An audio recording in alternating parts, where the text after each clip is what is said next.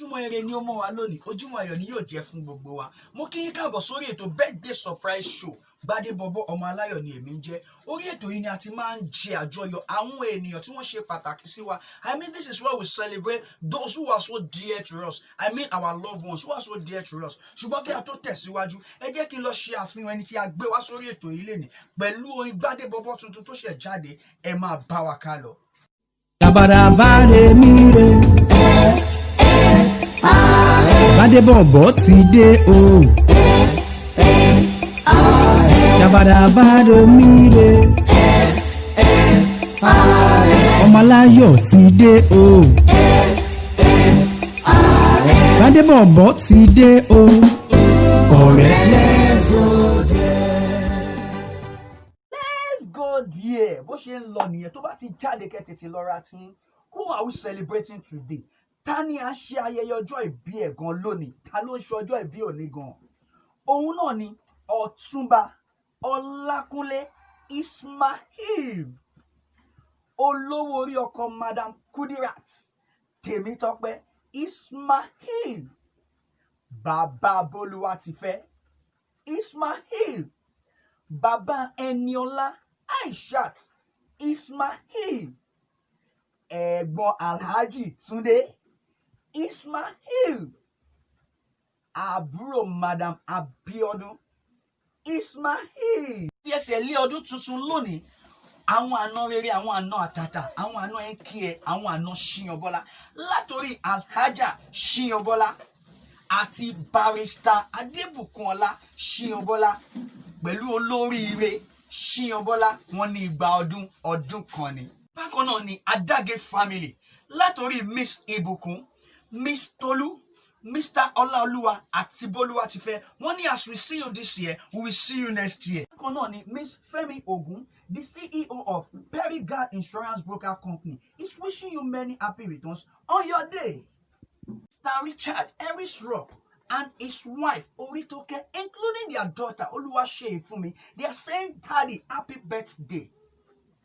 Taiwo, Kehinde and Olamipipo, they say Daddy we love you, including all your well wishers from Mr. Ahmed, Mr. Bimbo and Mr. Thomas Ololade. They are saying Daddy Àṣeyí ṣàmọ́dún.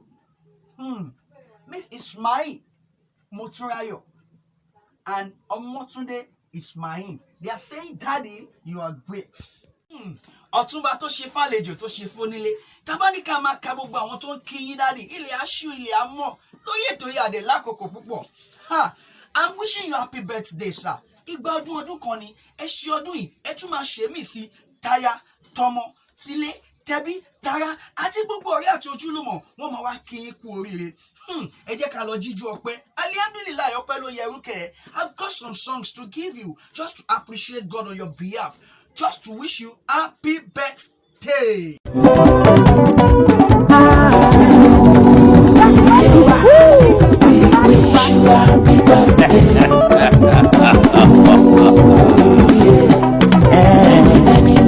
Happy returns, Sakala. We wish you happy birthday. Happy birthday. Many happy returns. Happy returns.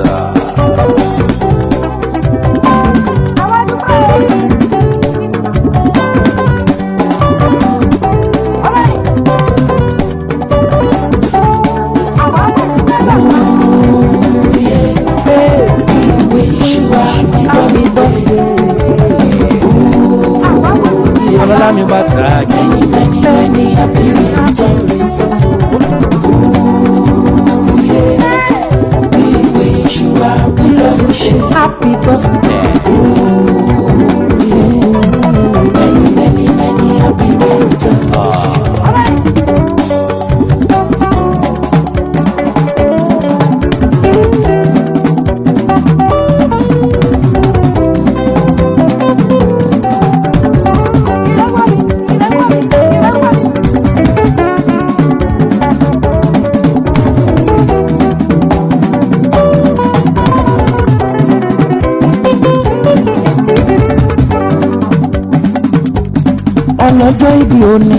kó má mi lẹ́ngbẹ́ ọlọ́jọ́ ẹ̀yẹ òní ó yẹ kó fàyọ kojú ojú ṣáàtì rọdún ijó ló yẹ ká jó ọpẹ́ ló yẹ ká dún many happy returns ọlọ́jọ́ ìbí òní ó yẹ má mi lẹ́ngbẹ́ ọlọ́jọ́ ẹ̀yẹ òní ó yẹ kó fàyọ kojú ojú ṣáàtì rọdún ọpẹ́ ló yẹ ká dún